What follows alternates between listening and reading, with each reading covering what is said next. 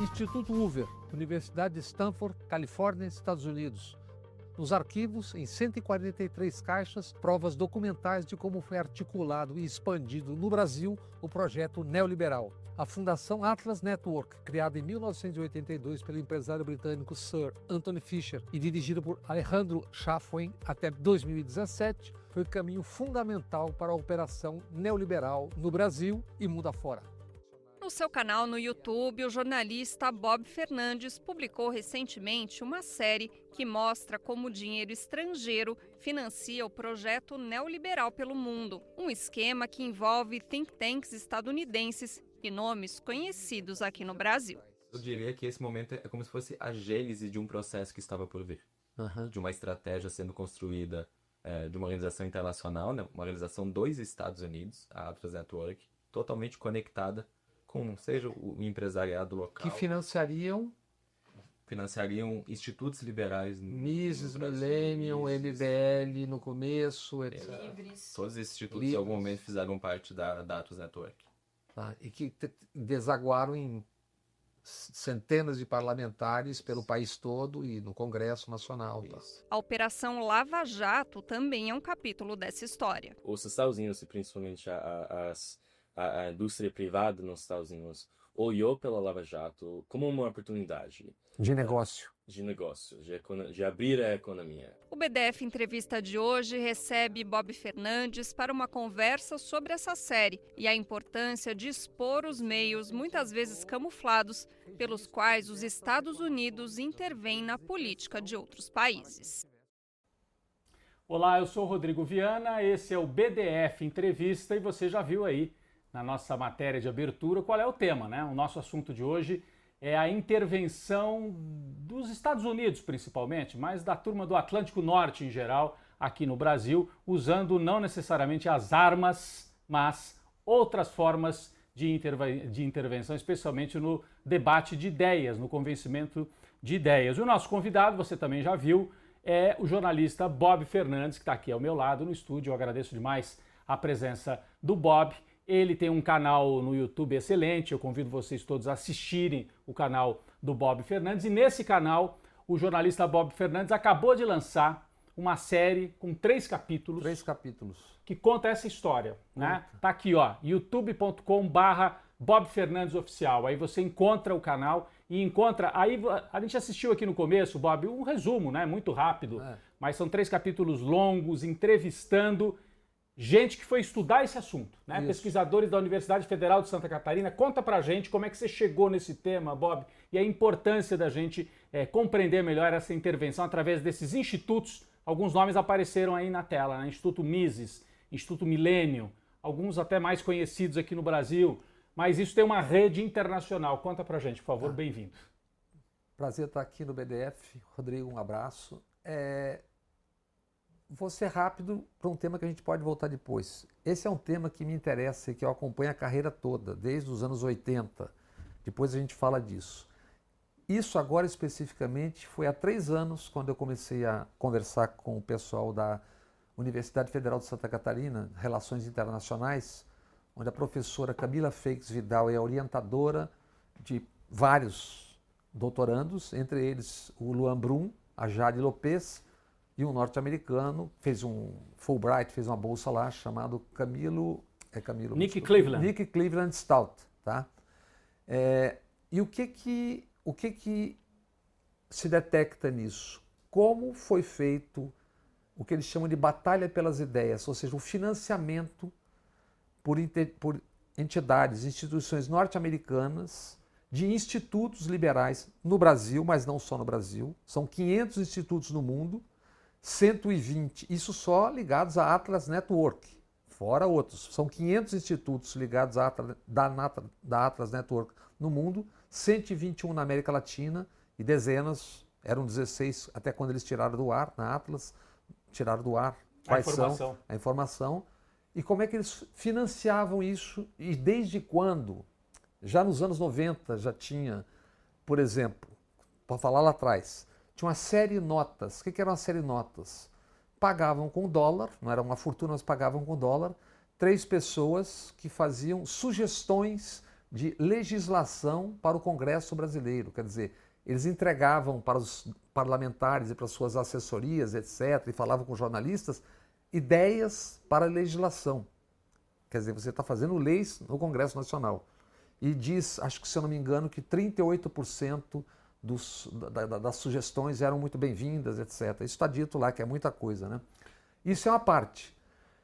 Uma outra questão que é fundamental para entender isso, para entender esse processo, é que eles encontraram, esses estudantes, Luan, Brum e Jade Lopes, foram a Stanford, o Instituto Hoover, e lá encontraram em 143 arquivos... De papel ainda, de papel, uma vasta documentação que, na verdade, é a história do neoliberalismo a partir da Inglaterra nos últimos tempos, do liberalismo que se tornaria neoliberalismo.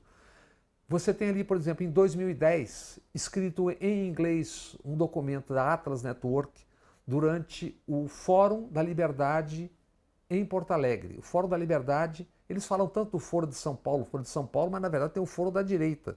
Que é lá no Rio Grande do Sul. Que é no Rio Grande do Sul, por exemplo, que tem, se não me engano, já é a 28ª edição agora, está por agora, do Fórum da Liberdade, feito pelo Instituto de Estudos Econômicos, o IEA, lá de Porto Alegre. E na edição de 2010 tem um documento em que eles dão instruções de como se daria essa batalha isso em inglês. Procurar o empresário da localiza Salim Matar, Gerdau, Bom Cristiano, vários empresários para conversar sobre financiamento. Procurar a TV Globo para fazer publicidade sobre as coisas discutidas, levar às televisões, às emissoras, pessoas que defendam o ideário neoliberal. O que significa isso? Isso é 3 anos antes das ruas de junho de 2013. É combater, isso tudo em inglês, Atlas Network, combater o plano de direitos humanos do governo Lula, isso é um dos itens. Então era a construção de uma linguagem. O que significa? É você disputar, não com tanque. E o que eles faziam enquanto isso?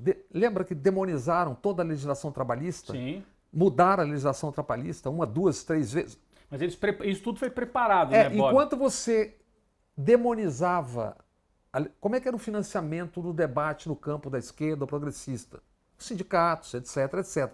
Demonizaram os sindicatos, chamar de mortadela, mortadela, mortadela, enquanto construíam o caviar. E mais, demonizam os sindicatos sem dizer que a Fiesp é um sindicato dos patrões, que a Confederação Nacional é um sindicato, que todas as federações estaduais são de sindicatos, que defendem os interesses do patronato. Sindicatos patronais. Enquanto avacalhavam qualquer ideia de sindicato, dinheiro, mortadela, construíam, enquanto desconstruíam o discurso, que é o discurso de defesa dos interesses dos trabalhadores, construíam a linguagem na sociedade chamada de neoliberalismo. Isso que se chama agora de empreendedorismo, etc, etc. Bob, eu assisti o primeiro episódio inteiro, tem 1 hora mais ou menos, e assisti boa parte do segundo episódio, né? E me chama muito a atenção como isso está contado de maneira didática, né? Você entrevistou os 2 doutorandos, que você citou já 2 vezes o nome deles aqui, Luan. né? O Luan Luan Brum e a Jade Lopes. Os 2 foram lá na Universidade de Stanford, lá na Califórnia. Eles estavam fazendo um doutorado em Denver, se eu não me engano, e foram para a Califórnia em busca do quê?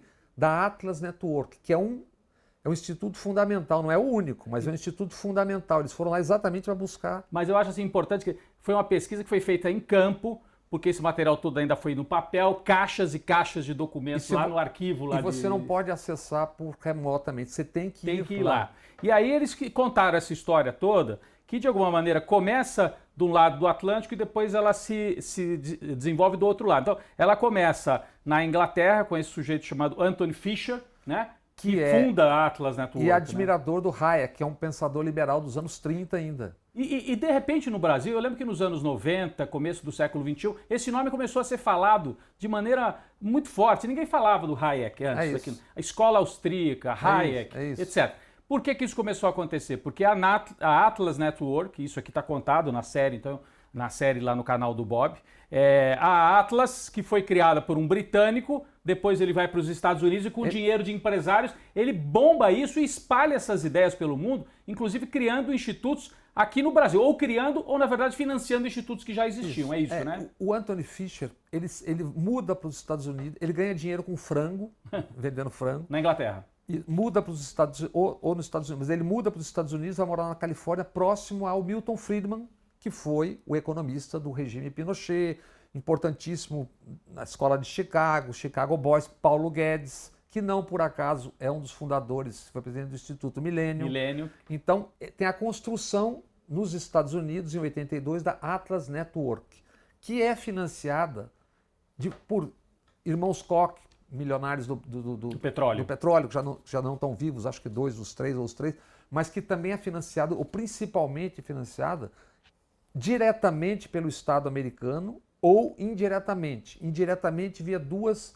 organizações, uma chamada CIP e outra chamada NED, que supostamente não recebem, não seriam do governo, mas a Camila Feix-Vidal, a Jade Lopes, os estudantes rastrearam as fontes de financiamento, já tinha até publicado um trabalho há algum tempo atrás, quando eu entrevistei pela primeira vez, e mostram que, na verdade, o duto de dinheiro vem no Estado norte-americano para essas 2 organizações. Então, o Estado abastece essas 2 organizações e elas abastecem a Atlas. Mas não só, mas tem Lilly Endowment, tem Pfizer, Coca-Cola, tem... ESSO, né? ESSO, aí tem tudo, cara. Tem um financiamento do Estado e tem um financiamento do interesse das empresas multinacionais na América Latina, no Brasil, no petróleo, que é uma outra questão depois. Então, Bob, mas eles começam... E aí essas ideias começam... Esse discurso todo que a gente vê, eu brinco, sempre eu falo, o mercado como se fosse um fantasma. Todo dia a pessoa se esconde debaixo da cama. Quando o mercado não gostou. O mercado não gostou, o mercado. Mas na verdade é a construção de uma linguagem e de uma ideologia que é essa que impregnou todo mundo. O Pablo Marçal, ano passado, por pouco não ganha a eleição em São Paulo, vendendo o quê? Empreendedorismo. O que é empreendedorismo? É um filhote do neoliberalismo, dessas ideias. A pessoa acha que vai ser sozinho, ele vai se virar, etc, etc. Então, assim, isso é financiado e é coisa de muito dinheiro.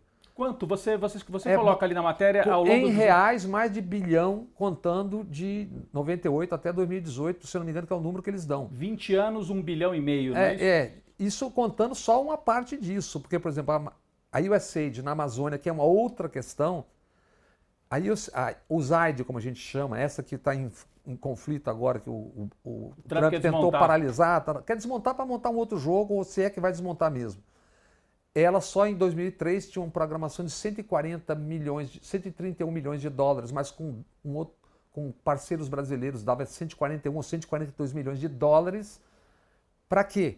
Para atuar em 48 milhões de hectares da Amazônia, contratando, ou seja, ajudando, pagando, treinando, é a palavra que eles usam, 13.600 pessoas, sendo que a metade são indígenas e quilombolas, em 48 milhões de hectares da Amazônia. O que eles estão fazendo? Que trabalho é esse? Estão infiltrando uma ideia liberal também. Nisso também na Amazônia, mas também em São Paulo e Minas tem um outro programa chamado Mais Unidos, de 50 milhões de reais, que é para quê?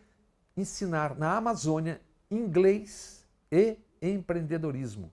E esse programa está também em São Paulo, do governador Capitão Tarcísio, e nas Minas Gerais, do Romeu Zema. Agora voltando... Esse é educacional. Esse é educacional. Mas voltando para a Atlas, né? Porque esse nome eu acho que é um nome para todo mundo prestar atenção. Atlas Network, né?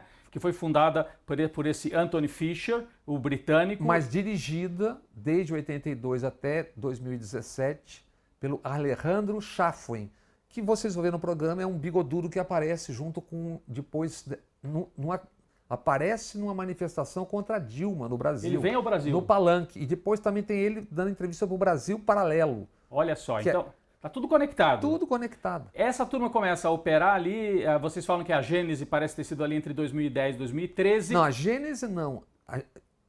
Um momento que se detecta que há um avanço disso é 2010, porque tem esse documento em inglês. O que não significa que isso não veio de muito antes, até porque você tem a série Notas em meados dos anos 90. Então começou até antes. Mas em 2010 para frente parece que eles aceleram. E 2013 tem a ver, é um filhote, 2013 é filhote dessa atuação, Como Bob?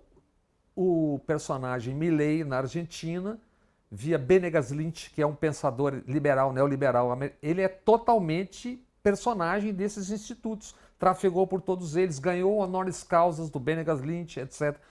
Ele e aquela assessora que tirou a Argentina do último encontro Da COP. do meio ambiente. Meio ambiente. Ela é totalmente... Então, esse é um pensamento que está entre todos eles. Todos eles são... Agora tem um outro no Chile. O Cast. Isso. Perdeu a última eleição, o Cast, mas tá ali, Aí ó, tá, vai isso. disputar a próxima É de novo. isso. Ele é filhote dessa isso, turma é também? isso, é a construção. São 500 institutos no mundo. Se você tem... E o USAID, o Zaire gastando 140 milhões de dólares na Amazônia, treinando indígenas e ocupando... De que forma? O que é ocupar? E aí você tem biotecnologia, você tem uma... Isso é muito... O captopril, esse remédio que o mundo inteiro usa, esse captopril é um remédio nascido de pesquisa biológica, de construção de plantas, etc., da Amazônia. Bob, daqui a pouco nós vamos mostrar um trecho das suas matérias que falam especificamente da USAID, né, que é esse braço realmente do governo dos Estados Unidos. Mas eu queria falar um pouco mais sobre a Atlas, né, que é essa rede que é abastecida também com dinheiro dos Estados Unidos, mas tem também uma articulação privada de empresários, etc. No Brasil, ela ajuda a fomentar uma série de institutos, né, os institutos liberais, o Instituto Mises... Só que chegou um momento dessa história em que a Atlas, depois que, por exemplo, há 3 anos eu conversei com a Camila Feixicidal, professora, doutora, que são ligados a um Instituto de Estudos Latino-Americanos da Universidade de Santa Catarina, que é o núcleo... Só para o pessoal entender, esse instituto não tem nada a ver com a Atlas, ao contrário, esse instituto é que estuda o neoliberalismo. É um instituto da Universidade de Santa Catarina, federal, com doutorandos em várias áreas que estuda isso. Estuda isso. Não, mas eu estava querendo falar desses institutos liberais. Então, alguns nomes são conhecidos. Instituto Mises,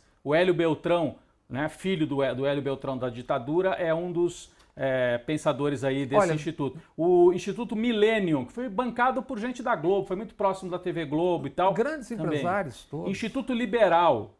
Tem Instituto Liberal no Rio Grande do Sul, no Rio de Janeiro. Mas o Instituto Liberal do Rio de Janeiro é a primeira perna que se vê disso nos anos 90. A série Notas, por exemplo, era feita através desse Instituto Liberal do Rio de Janeiro.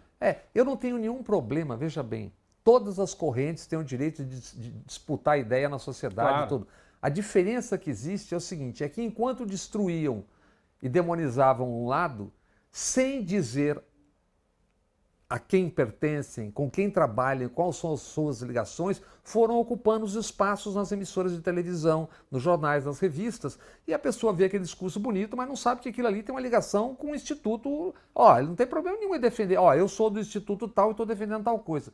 E tem uma matéria importante do Li Feng, no Intercept, de tempos atrás, e está inclusive no livro do Boaventura, de Souza Santos, onde tanto o Schiller quanto o Beltrão, um deles diz, acho que é o Beltrão, que diz, nós fizemos um gol, derrubamos a Dilma. E explicam ali que a universidade, a defesa, a política, o ataque, eles contam qual foi o projeto lá atrás. Só que ali você não tinha toda essa documentação mostrando de que forma isso foi se espraiando. E aí 2013 é um capítulo, então, importante dessa estratégia. Eu não posso afirmar que foi assim. O que eu posso afirmar é que o discurso de 2010, fazer campanha nos postos de gasolina contra os impostos, publicar nas emissoras de televisão, isso foi criando uma rede na sociedade o tempo todo. Isso é uma evidência. E por que a gente diz de 2013 com certeza? Porque em 2013 você teve um episódio no dia 13, no episódio seguinte a direita já havia tomado a rua, inclusive com tacos de rock e de beisebol nas ruas para bater. Então havia ali uma óbvia organização e a direita tomou o movimento, como ficou claro para todo mundo. Então aquilo já era o quê? Era fruto de um debate que estava sendo proposto. Só que não se sabia como é que estava sendo proposto. Como é que você faz aquela manifestação, acho que é 13 de março, na Paulista, que tinha 300... Já em 2015, para derrubar a Dilma. Que dizem que é 1 milhão e meio, mas que não é verdade. 300 mil, mas estava muita gente. Uma multidão. Aquilo custa uma fortuna. Quem pagou aquilo? Quem pagou os patos amarelos da Fiesp? Atacavam os mortadelas, porque era o financiamento do sindicato para debater os interesses. E quem é que estava pagando aquilo? Era a geração espontânea? O MBL. Como é que aquelas pessoas viviam? Aliás, a gente sabe, depois tinha uma lista de 1.200 pessoas do mercado financeiro que doavam para o MBL. Eles brigaram entre eles, contaram várias histórias já. Mas é isso. É a história de como é que se construiu isso. Isso é importante entender para não achar que isso veio do nada, que isso caiu do céu. Né? Não, eu acho fundamental que a universidade pública, né, no caso da Universidade Federal de Santa Catarina, através do Instituto de Estudos Latino-Americanos, coordenado pela professora... Das relações internacionais. Das relações internacionais, coordenado aqui, me ajuda, Bob. Camila Feix Vidal. A Camila Vidal. Ela é orientadora. Ela é orientadora. Orientadora desse grupo importante de pesquisadores. Como é que, quer dizer, eles vão para os documentos, agora não é assim, não é discurso, gente, é pesquisa acadêmica, mostrando como é que isso tudo foi construído. Se você achou aí o Maranhão, falamos muitos nomes aqui, você não conhece todos, eu convido você a assistir, eu assisti assim, com caneta e papel na mão e fui anotando.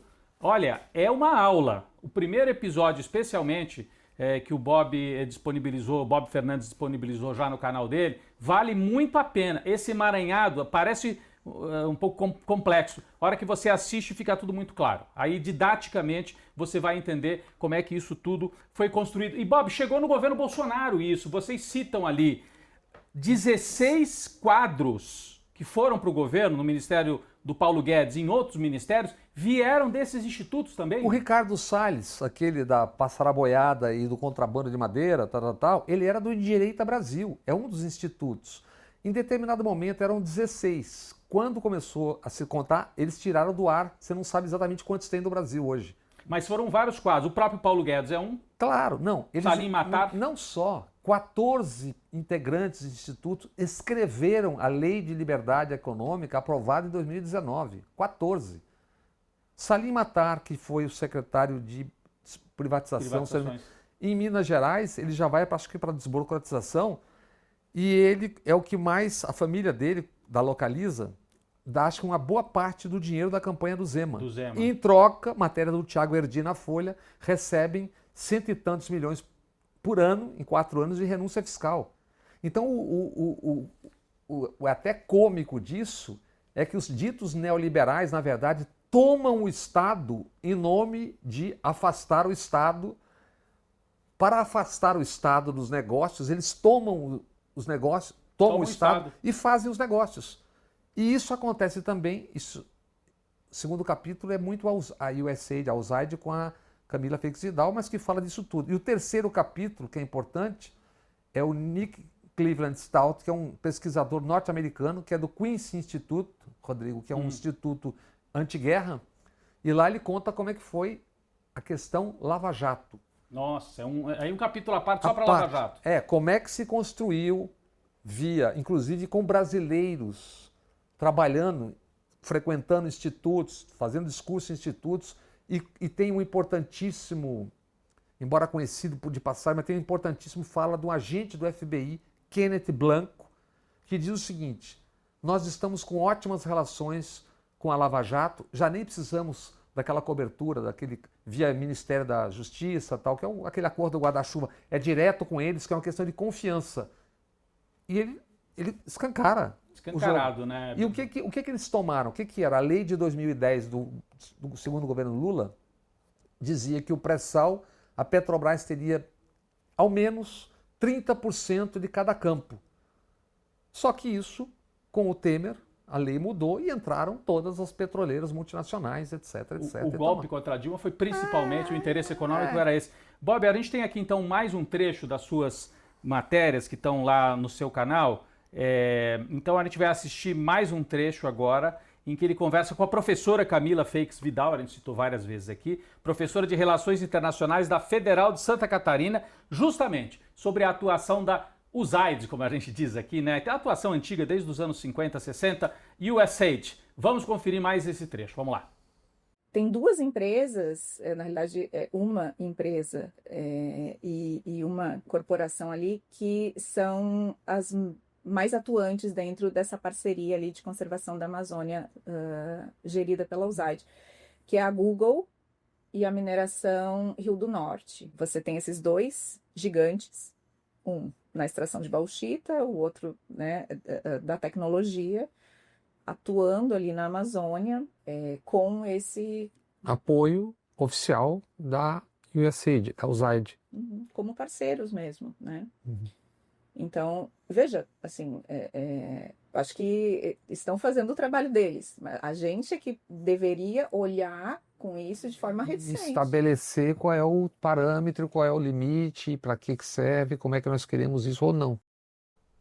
É isso, mais um trecho então desse material que a gente vem contando aqui para vocês. É esse capítulo em que o Bob Fernandes conversa com a professora coordenadora desse grupo de pesquisadores. Então ele mostra que há esse interesse específico da USAID ou USAID lá na Amazônia e mostra também como é que o USAID se interliga com a Atlas, né, Bob?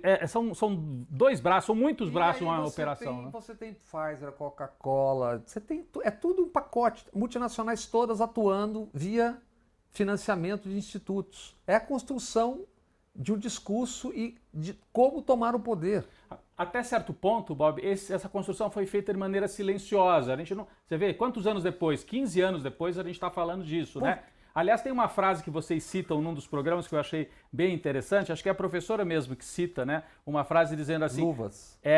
A invisibilidade do imperialismo significa não a sua fraqueza, mas a sua força. Enquanto ele fica invisível e tudo isso está sendo construído nas sombras, é difícil detectar, né? E tem outra frase, luvas de veludo e punhos de ferro. Que é isso, é como é que foram tomando. Agora, isso é uma construção, para a gente não ficar paradinho aqui, nos anos 90, governo do Fernando Henrique, até que Márcio Tomás Bastos e Paulo Lacerda, Márcio Tomás Bastos do Ministério da Justiça e Paulo Lacerda na direção da Polícia Federal limpassem a área, CIA, DEA e FBI atuavam livre e abertamente dentro do Brasil. Tem uma série de reportagens de capa, 8 capas, 72 páginas que eu fiz à época na Carta Capital, de 99 a 2004. FBI, CIA, como é que eles atuavam, inclusive, dentro da Polícia Federal.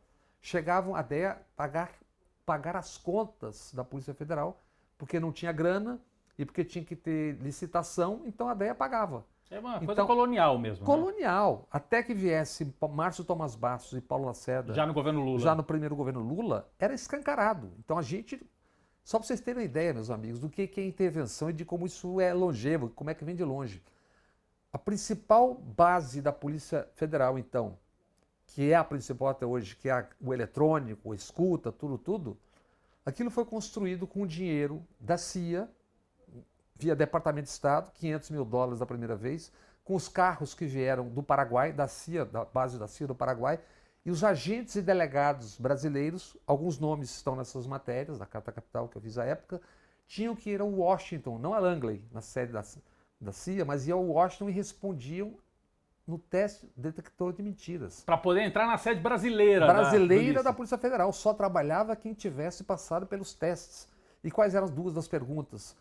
Você é corrupto? Você já teve relações homossexuais? Isso está contado com nome, endereço, etc, etc, etc. Isso era dentro, chamava-se primeiro SOIP, e depois saíram as coisas, virou CDO, depois, eu acho até há pouco tempo atrás, já em outra fase, era o contra-terrorismo. Eu não sei como é o nome hoje, se ainda é o mesmo, até outro dia era. Então, para você ver, querido, que são várias formas de intervenção.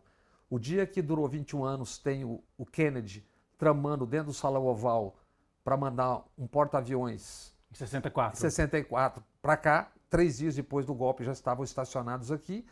Nos anos 90 você tem isso aí, quando o Brasil comprou a Raytheon, por exemplo, o sistema Sivan, etc, etc. E agora você tem a construção muito mais poderosa, que é tomar o discurso.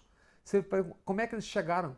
Lembre-se que, matéria da Denise Godoy na Piauí, há 2 anos, 79% de tudo que as pessoas leem no digital sobre economia e finanças pertencem literalmente ao sistema financeiro, a bancos. A mídia brasileira está totalmente na mão do sistema mídia financeiro. Digital, isso há 2 anos.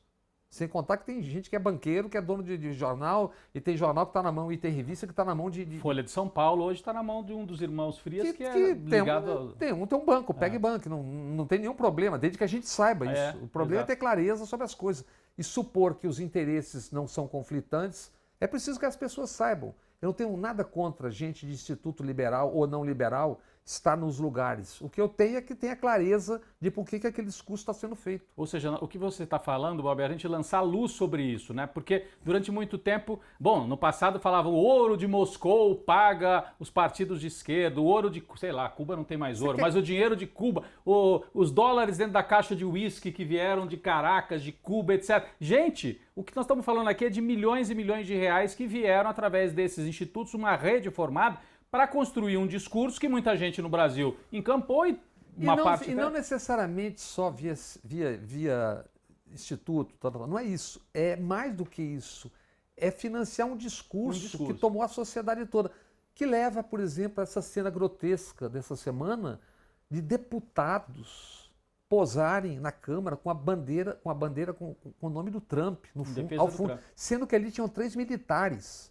E um deles, o tenente-coronel Zucco, cujo irmão acaba de ganhar a 4ª estrela e ir para o alto comando do Exército. Então é um exército completamente vendido, né? Assim, uma parte dele, pelo menos. Não posso dizer que é isso, que é um exército vendido, mas o que eu posso dizer é que é tomado por esse discurso é muito claro.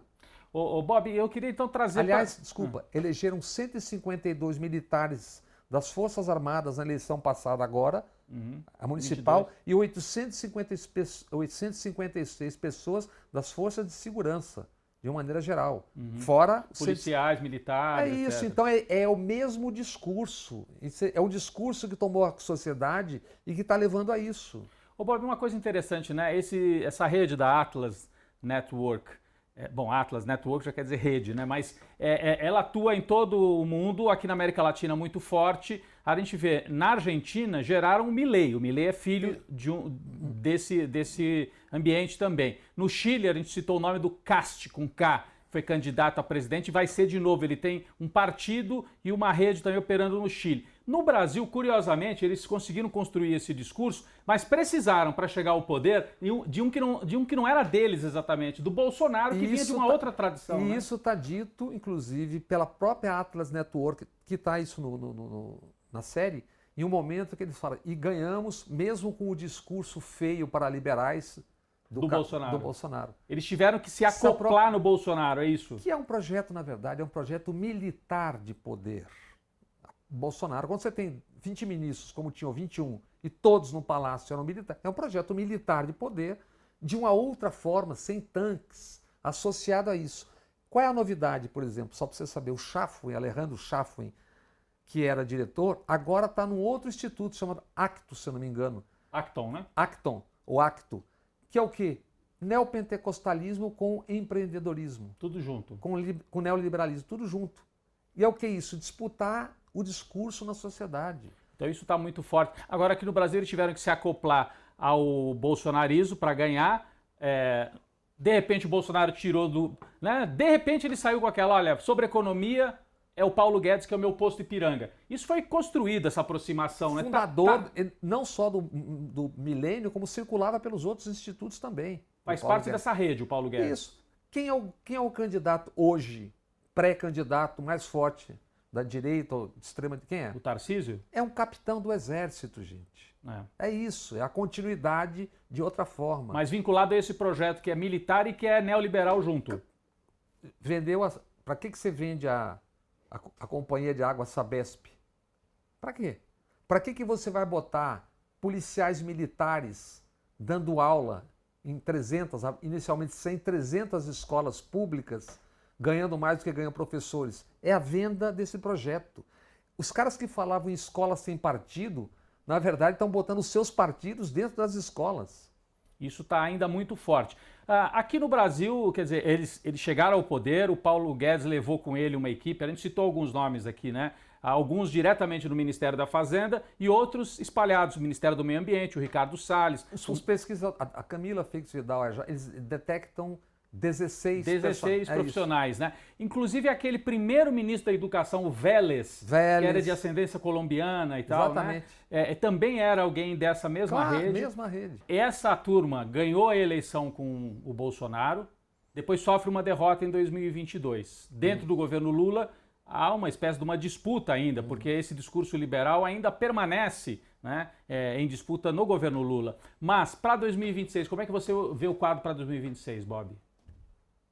Quando acabou a eleição em São Paulo, eu tinha certeza de que existiria um candidato poderosíssimo para a eleição do ano que vem, Pablo Marçal. Por quê? Porque ele é fruto exatamente de... o que ele vende? Ele vende terreno na lua e um sonho, empreendedorismo. Ele não ganhou a eleição em São Paulo porque cometeu crimes durante a eleição. Mas por que, pergunto eu, por que ele foi cassado pela primeira juizado eleitoral aqui, primeira instância da Justiça Eleitoral? E por que o governador Tarcísio, que no dia da eleição acusou, mentindo, o Boulos de ter ligações com o PCC, quando na verdade quem disputou, quem tinha mais ligação foram Ricardo Nunes e Marçal. Por que ele não foi cassado ou não sofreu nenhuma punição? E é o candidato, claro, desse discurso.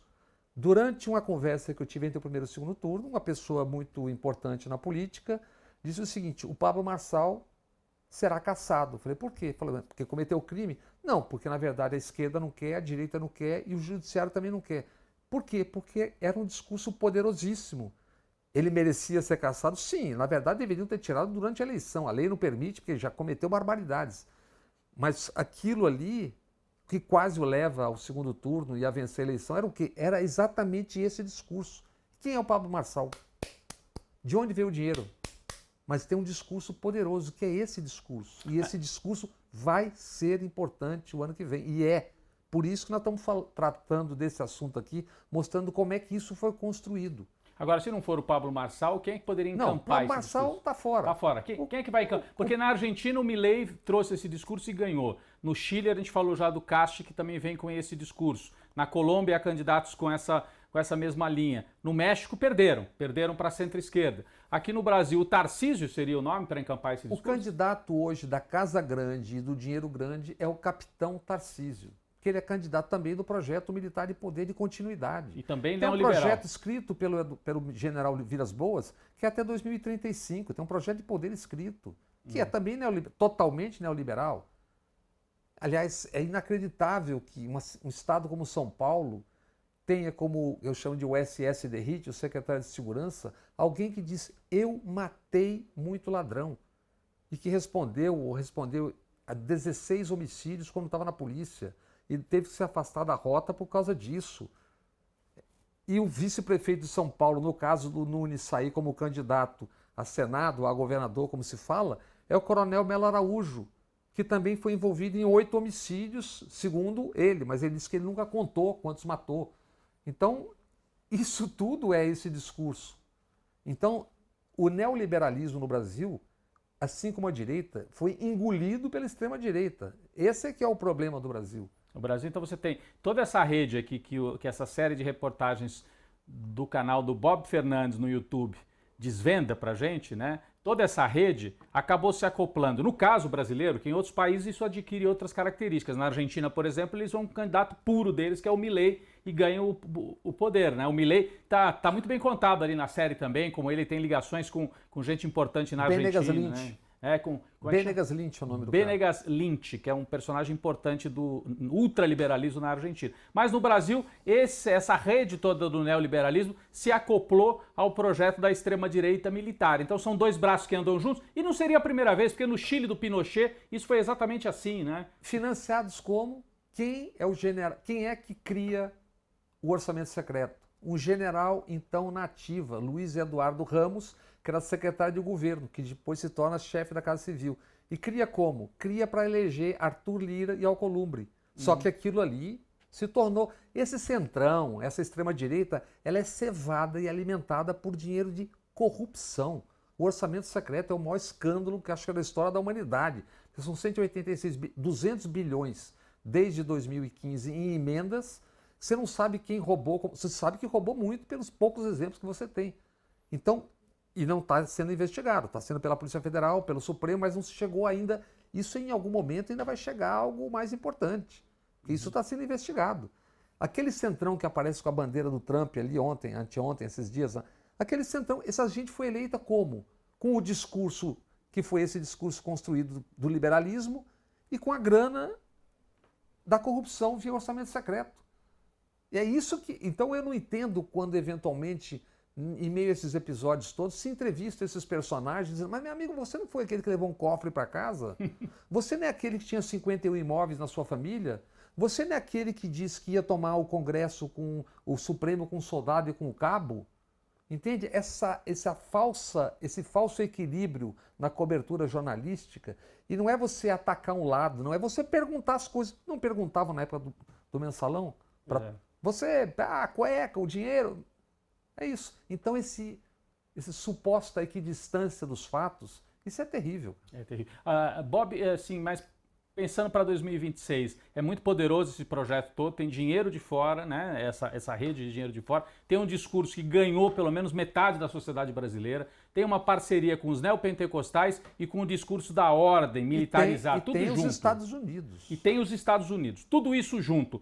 Diante disso... Outra questão importante. Mas eu ia te perguntar se o Lula... Como é que você vê as possibilidades de Lula na reeleição diante desse cenário? É muito cedo, ele vai ter que definir essa candidatura muito breve, até o início do ano, porque não, já está posta, mas precisa ver se pode, se dá, se não dá, tudo, outros componentes.